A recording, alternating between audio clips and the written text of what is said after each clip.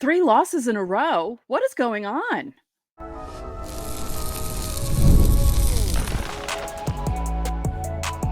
You are Locked On Yankees, your daily New York Yankees podcast. Part of the Locked On Podcast Network, your team every day. Welcome to Locked On Yankees, which is part of the Locked On Podcast Network, your team every day. Thank you for making us your first listen every day. I'm one of your hosts, Stacey. Today's episode is brought to you by FanDuel. Make every moment more. Right now, new customers get $150 in bonus bets guaranteed. That's $150 win or lose. Visit FanDuel.com/lockedon to get started. With me, as always, is my co-host, Brian McKeon. First series loss of the year. Got to avoid the sweep. Everything was going so well. They sweep that doubleheader in Cleveland over the weekend. You're thinking, okay, they usually do okay when they go to Toronto. Maybe they win. So far, not so good. Not so good. Before we get started, don't forget to subscribe to the podcast on whatever podcasting platform you prefer. Subscribe to our channel on YouTube, like the videos, hit the notification bell so you know when our videos go live and all that jazz. Coming up on today's show, we preview the last game of the series against Toronto, which is, they're trying to avoid a sweep, and we have to count on Marcus Stroman to do that against Kevin Gausman. We will expand a little bit on a potential Yankees trade chip, but first, Carlos Rodón, sweating like it was 95 degrees in the middle of July was the dome closed in Toronto or was it open? Or even if it was open, it's not warm up there. Why is he sweating that much? They put Toronto, it felt like, put the Yankees on their own notice, right? I mean, the Yankees have been this team all year that's really made pitchers work out there and really made them throw a lot of pitches. And Rodón was in the 90s in pitches by the fourth inning. Toronto really made him work. They made him throw a lot of pitches, and that seems to be the key to Rodón, is get him out. He still didn't pitch bad. He just didn't pitch long into the game, and they need that out of their horse. You needed Rodón to give you length, but he didn't pitch bad in this game. He did pitch fine. He only gave up one run. Right. Well, you're right. They need more length out of him, and they need more length out of their entire rotation. I mean, I know it's double fold though, because I feel like Boone. You don't want to stretch your guys' arms out too early, right? Like it still is early. We still are in the second week of the season, so you don't want to have these guys really pushing it. But even if you wanted Rodón to push it, how much longer could he have pushed it? What was he going to give you, 5 maybe? Like you need more length out of your players than that. You just do. Yeah. 102 pitches in 4 innings is way too many pitches in that few amount of innings. It's ridiculous. They needed this start from Rodón to be a step up from the previous start. It wasn't too much of a step back. It's just not what you want. It didn't. All right, Girardi. It didn't feel ace-like. It didn't feel ace-like. And I think that they're expecting that of Carlos Rodón, and that's the problem. And you didn't get that. I mean, I did really like their resilience in this game. I think they showed a lot late in this game, like coming back, almost winning the game in the 9th inning. I mean, they got the runners in second and third. They almost drove the running late. I mean, Cabrera and Stacey, that would annoy me because Cabrera had the chance to make us look like geniuses, because we have been on the Cabrera train, and he's gotten the play time now. We thought he was getting the play time because he deserved it. It turns out it was just an injury, but he had the chance to be the hero. He had the chance to show it, and unfortunately couldn't come through late right there. First series loss of the season, and that narrative that we pulled up last night, it remains true. They're not striking guys out. And in a strikeout heavy league with a lot of teams that depend on that, you cannot, with a spotty defense, allow teams to put the ball in play. And the Yankees are doing that a lot. And that's got to get ratified real quick. Well, the thing that annoyed me the most was Rodón against Vladdy in that at bat where he hit the 2-run. He drove in the 2 runs. You don't throw a ball right down the middle at 95 miles an hour, even when it is Vladimir Guerrero, even when he is struggling, and he's been struggling, but he was working in the cages on Tuesday. Edwin Encarnacion was there helping him out. So he's not going to be down for long. He's not going to be bad for long. And you can't serve something like that up to someone like him. Well, let's be real too. Those are the kind of things that can wake a guy up. right? Vlad's been kind of sleepwalking throughout the season so far. He's been struggling the first 2 weeks. Those are the kind of pitches and those are the kind of at-bats that can wake someone up. And it's only a matter of time with this team, right? Toronto has gotten up to a kind of sluggish start, but you see that with a lot of teams. Again, we are only 2 weeks in. And a lot of teams you see come in and they struggle and they're trying to find themselves and stuff. Toronto is really close to doing that. And, this is why tomorrow you have to take, or later today, you have to take advantage of Gosman. I mean, the bad start that he's off to, make that start continue. Make that bad start keep going, because he really, he's got like a 13 ERA, a 12 ERA. He's been terrible so far, and the Yankees are one of those reasons why he's terrible in one of his starts.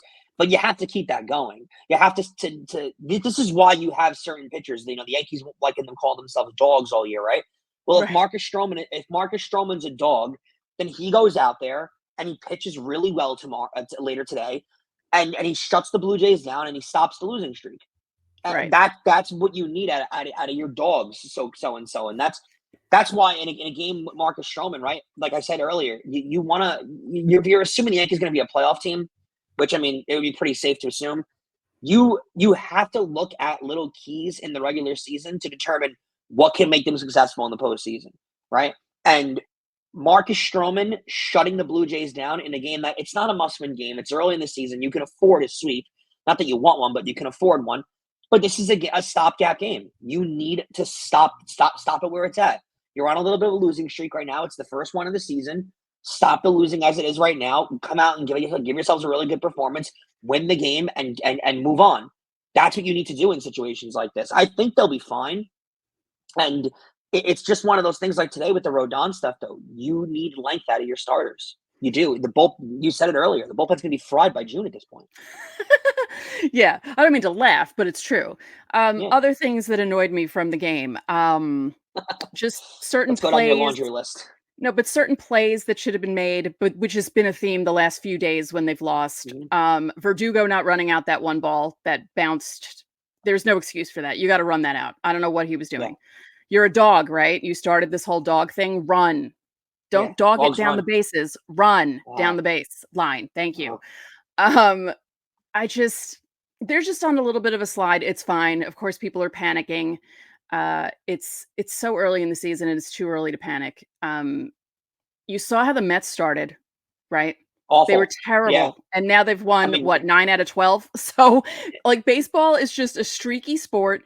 They're in a bit of a downturn, but it's just so funny when this happens, because last week at this time, when you're looking at Yankees Twitter, everyone's, and now they're acting like it's the end of the world, and they're acting as if they've never watched a full season of baseball. And this is what drives me crazy all the time. It's like, it's April 17th. Like, you need to calm yourselves, or you're not going to make it to August. Actually, at this point, you're not going to make it to June with that kind of mentality going into baseball games and making it feel like everyone is a must win. We had someone in the chat the other night after they lost to Cleveland acting like it was the worst thing in the world. And I was like, you really have to calm down. It's okay. It's okay. We have 40 something games left. Like, just it's baseball. Not football. It's not football. Every game does not mean so much. When you're playing 1 out of 17 in football, it means so much more. This is 1 out of 162. They're going to lose games. They're going to lose heartbreakers. They're going to lose tough games, and they're going to win great games, and they're going to have crazy comebacks. Like, it's a flip-floppy kind of thing. You have to take it. Again, the goal with baseball is to win series. To win individual series, you want to do that on a consistent basis. The teams that do that on a consistent basis are the teams that win 90 games. Right. The teams that consistently win series. You don't want to go on extended losing streaks. That's what you want to avoid. If you can avoid that, and this is when we get into the little things, right? How do you avoid that? Your starters go deep into games. You preserve your bullpen. You walk. You see a lot of pitches. You do the exact opposite to the other teams. That's what you need to do, and that's what concerns us more. Is they're not doing those things. They're not doing the little things. They're not pitching deep into games. They're frying their bullpen really early. They're taking long at bats, but that's all they're doing. There's ways to improve this season. There are ways to improve this season, and in the next segment, we're going to get to that, because they do have a piece in the minor leagues that is movable and will garner a star back in return. And Stacey feels the opposite of me, and a lot of you guys that listen to the show feel the opposite of me. But I've got some points that I want you guys. I just want you to hear me out. All right, I just want you to hear me out, and you guys will. And Stacey will be the voice for you guys, and I'm sure. But I just want to be able to give my points. Don't forget to subscribe to the channel and hit the like button on all of our videos and hit the notification so that you know when our videos go up. Also, reply to the pinned comment on our videos from Monday through Thursday if you want your questions answered for Fan Mail Friday, or you can just join the Locked On Yankees Insiders Club. The link is in the description. You'll get text from me, and you can text me questions. And also, Stacey, I'm not even up yet, but you can text both of us. There's a 14-day free trial. Coming up next, like I said, everybody considers Spencer Jones untouchable. But is he?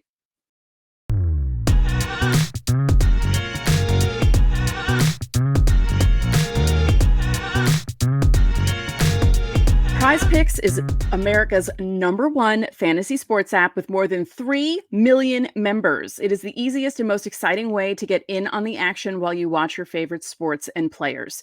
You just pick more or less on 2 or more player stats and watch the winnings roll in. Baseball season is officially underway, so don't miss your chance to add your favorite players from the diamond in your Prize Picks entries. Whether it's strikeouts, RBIs, or first inning runs, take your pick of more or less and add them to your Prize Picks entry today. Prize Picks has something for every sports fan, from baseball and basketball to League of Legends and everything in between. You can pick LeBron, Shohei Ohtani, Connor McDavid, and Jude Bellingham, all in the same entry. I know this weekend I'll be personally playing for Panarin to impress in the playoffs and Jude Bellingham to dominate in the Champions League. Download the app today. Use the code LOCKEDONMLB for a first deposit match up to $100. That's code LOCKEDONMLB for a first deposit match of up to $100. And Locked On Yankees is brought to you by Monopoly Go. Now, I need you all to listen for this huge announcement. I've been tracking the leaderboard every day. I have Monopoly Go on my phone right now. I was playing earlier today. I have conquered New York. I've conquered London. I've conquered Venice, and I'm very close to conquering France. Monopoly Go has been downloaded over 150 million times. It's a great mobile twist on the classic Monopoly game. You can play anywhere, anytime. You explore hundreds of Monopoly boards. Haven't gotten to Las Vegas yet, haven't gotten to Camelot or the Moon, but I'm working on it, and you can rake in a huge fortune while playing all those boards. Charge rent on iconic properties, just like classic Monopoly. You can charge your friends rent on your iconic properties, or go after their Monopoly money by pulling bank heists and taking wrecking balls to their landmarks. But my favorite part is the leaderboard, where you can see who's a Monopoly tycoon and who's gone bankrupt. I have not. So go get yourself on the charts. Download Monopoly Go, now free on the App Store and Google Play.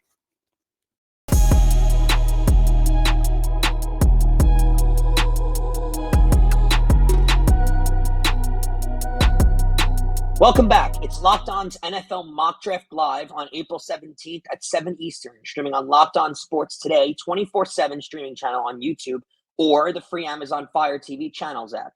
Find the ultimate 6-episode series on April 17th at 7 Eastern to hear who the local Locked On experts are picking for every NFL franchise, with live reactions from college football experts and even the fantasy football angle. The Locked On NFL Mock Draft on April 17th at 7 Eastern, streaming live on Locked On Sports Today, 24/7 streaming channel on YouTube, or the free Amazon Fire TV channels app.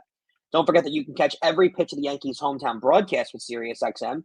Just download this XXM app and search the word Yankees. We go into the Yankees farm system a little bit, and we discussed it yesterday on the episode, and I want to bring it up a little bit today because I got a lot of heat for bringing up a point that the Yankees' current top prospect, Spencer Jones, is a potential trade chip. And I did see your comments. I did read through them, and they inspired me for the second segment of this episode. So thank you, everybody, for half-writing the show.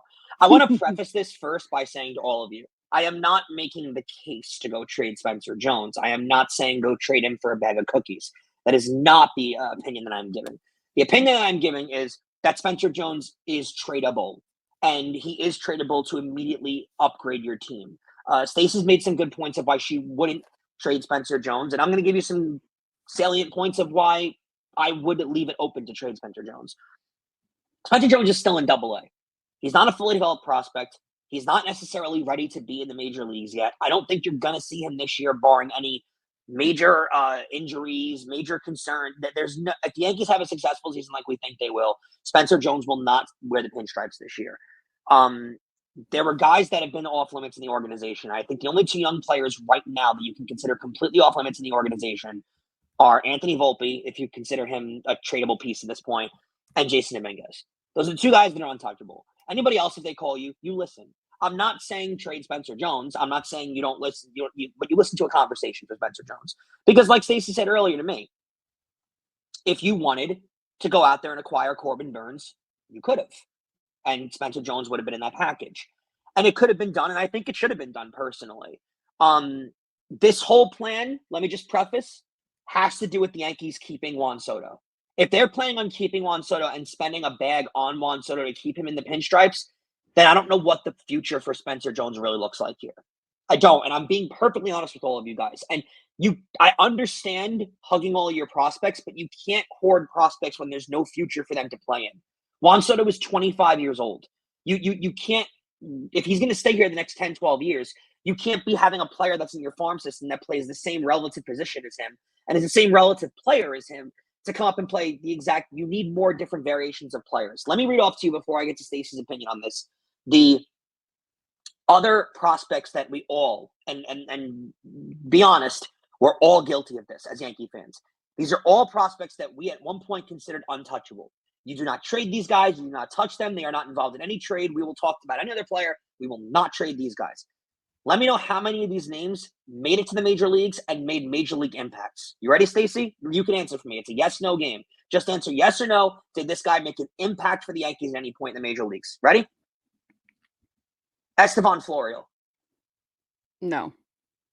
Blake Rutherford. No. Clint Frazier. Well, he banged his head. That wasn't really the Yankees' fault. He hit his head into a wall. Miguel Andujar. He did, and then he didn't. Should have won Rookie of the Year, but he wound up not. Jorge Mateo. No. Justice Sheffield. No. James Caprillion. No. Chance Adams. No. Dylan Tate. I'm having I'm feeling tremors looking at these names. No. and Dustin Fowler.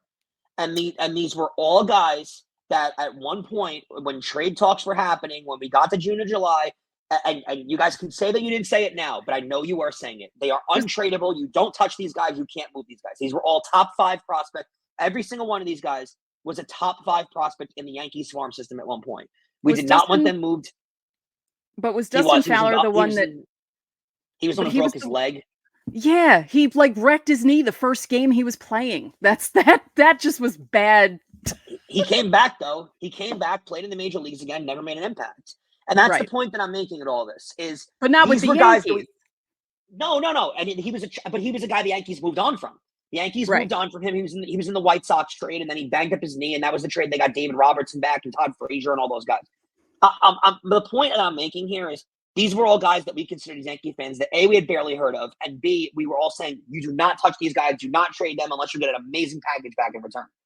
And truth be told, the players the Yankees traded for those deadlines didn't make that much of an impact. Todd Frazier was nice, but they didn't win the World Series that year. David Robertson was a nice pickup, didn't win the World Series that year. The Sonny Gray trade was another one the Audis guys were involved in too. You're not, wait a minute. You're not, wait. You're not saying that about 2017 as if it was their fault that they didn't win the World Series in 2017? Because the way you're making it seem like, oh, they didn't really do much because, come on. No. But at the end of the day, they did not win the World Series that year. And these were guys that we all considered prospects that you do not ever move on from. You don't touch. You let these guys sit in the farm system and you wait for them to come up and make impacts. And the Yankees moved on from them. And in 2017, those players that they got back helped make that run. And again, the point that I'm making is Spencer Jones, I agree with all of you in the premise that you have. You are not trading Spencer Jones just to get a middle tier reliever to make maybe that you think can put you over the edge. You're not doing that. My point is, if that impact player is available, and I'll bring it back to this trade the Yankees didn't make going into the 2018 season. They didn't trade for Garrett Cole. And they were told Clint Frazier and Andujar for Garrett Cole. And they famously turned that trade down. They said no. If the Yankees make that trade, do they win the World Series in 2018 or 19? More than likely, yes. They don't have, or at least make it. Exactly. So at that case, those two guys were the two top prospects in your farm system. Remember, you made the big Andrew Miller trade to acquire Clint Frazier. Those are the two big prospects in your farm system. And it turns out if you made that trade, we can't guarantee it, but there's a really high percentage they get into the World Series because of that. And also, the Astros don't have Garrett Cole to shut you down at that point also, so it's double-fold. That's the only point that I'm making.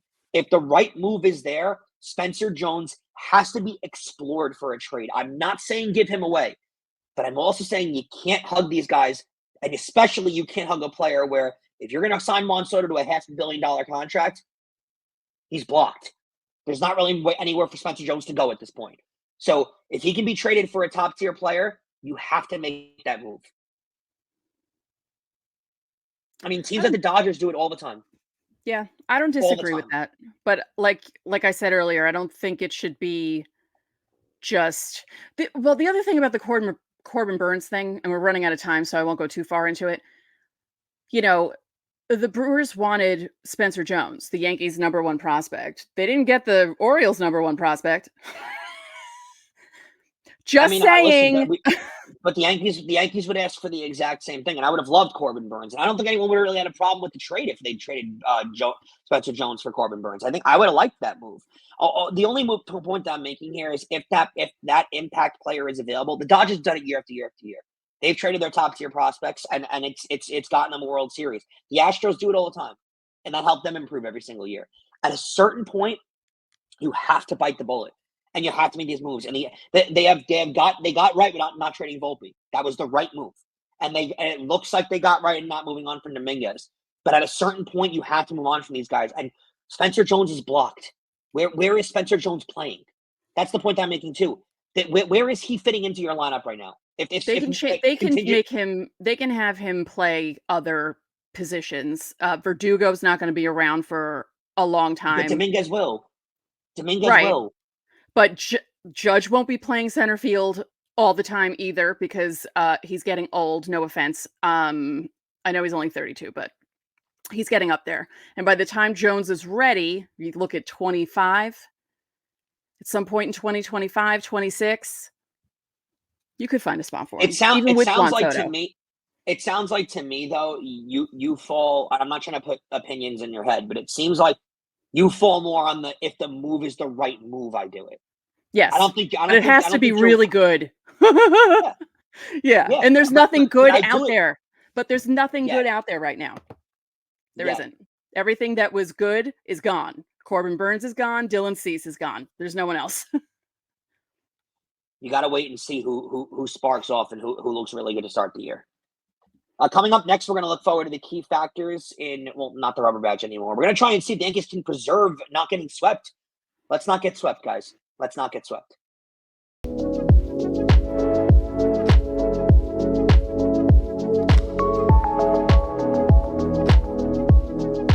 It's playoff time in the NBA and NHL. Baseball's in full swing, and FanDuel is your place to bet on every game.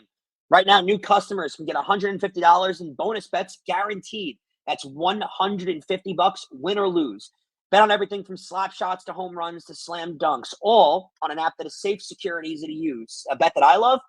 How about we look into the futures market and go to the Milwaukee Brewers at plus 310 to win the NL Central? They've gotten off to a hot start without Corbin Burnes, and they've looked really good this year in a pretty weak division. I think they can actually compete and potentially win that division. And also, why don't we look at it? They're struggling now, but how about the Yankees at minus 145? Still decent value to win the American League East. You don't got to lay a lot of lumber to win some money there. So what are you guys waiting for? Visit FanDuel.com/lockedon and make your first bet an automatic win. FanDuel, America's #1 sportsbook.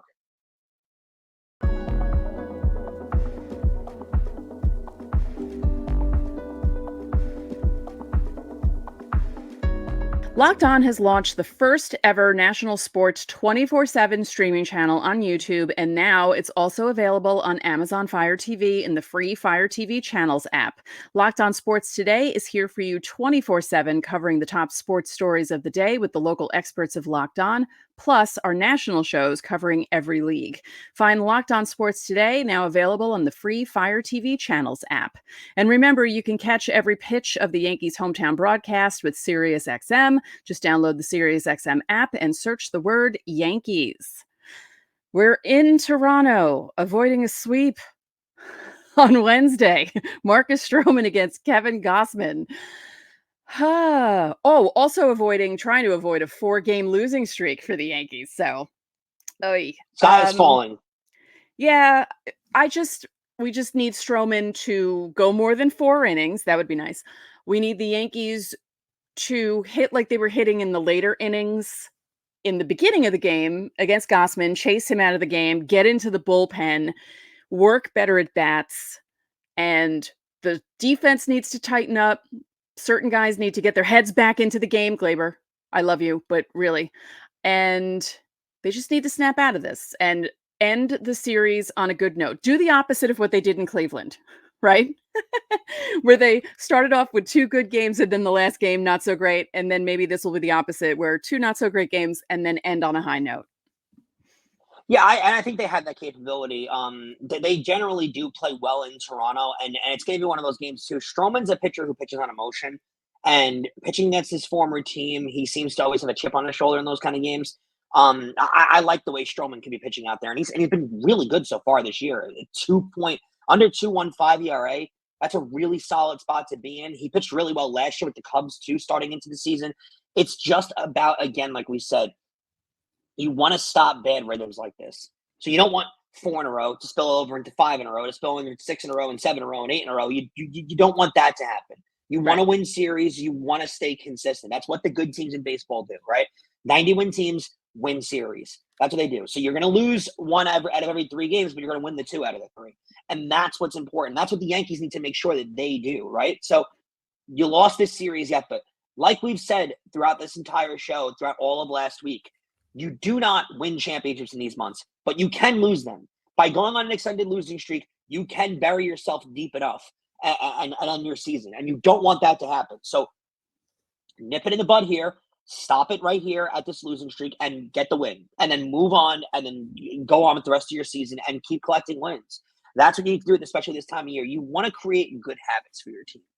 And my fear is there are certain bad habits that are sneaking into this team when it comes to – there's good habits too with this team, right? I think on the offensive end, they have a lot of really good habits. They take a lot of pitches. They see a lot of pitches. They make all the opposing pitches work really well. I think those are all things that you really have to love, and those are all things that Juan Soto's brought over. But at the same time, on the flip side, you have instances of them not defending very well behind their pitchers, them using their bullpen way too much, and starters not going deep into games. And those are all things that culminate into not a really bad baseball team, but a poor functioning baseball team. That's how those things culminate. But this is the time to fix those things. This is when you realize these things, and this is when you fix these things, if you're the Yankees. I think the key for the Yankees to win the game is to have it so Stroman comes in the bottom of the first to pitch, and there's already a lead. I feel like if he comes in 1-0, 2-0, they don't have to go ham against Gausman, even though that would be really great. But even if they just score 1 or 2 runs and just give him that little bit of a cushion, and he pitched well against them the last time he faced them at the stadium. Mm-hmm. It's just the offense didn't really do anything, and then the bullpen didn't really help out either. So I think that's the key. I think they need to score early and get something good going. You have to be aggressive against a guy like Gausman too, right? He's a guy that once one runner gets on, it barrels over, he loses the strike zone, he leaves balls over the plate. You need to be aggressive against a guy like this. Let it get into his head. He's gotten off to a really bad start this year, and they gave up he gave up 5 runs last game and an inning and a third against the Yankees. Let it get in his head. Let him worry about, oh no, I gave up a run. What if I give another run? What if we are down a couple runs going into the second inning? Let him start to worry, and then he'll leave pitches over the zone, and it'll start to crumble. but you need to create that sense of worry. If you go out there swinging and you strike out and you're not putting runners on base and you're letting them get into a groove, again, we made the point earlier. That at bat with Vladdy could have gotten Vladdy in a groove and could have turned him on for the season. Don't let Gausman do that either. This is a division rival. So go out there, take care of business, win game 3, and then move on with your season. Yep. There you go. One more time. Don't forget, join the Locked On Yankees Insiders Club. There's a link in the description below. 14-day free trial. You get text from us. You can text us questions and text us if you want to complain about how the Yankees are playing. You guys do that already, but if you want to join, you can do that too. Speaking of leaving questions or asking questions, do that under the pinned comment below every video Monday through Thursday to get your questions answered for Fan Mail Friday. I have left pinned comments on both videos so far. Go me! But if you join the Insiders Club, you get top priority, but we'll still answer your YouTube questions. Don't worry. And remember, you can catch every pitch of the Yankees hometown broadcast on SiriusXM. Just download the SiriusXM app, search the word Yankees. So that'll do it for this edition of Locked On Yankees. I'm Stacey Gotsoulias. And I'm Brian McKeon. We'll see you tomorrow.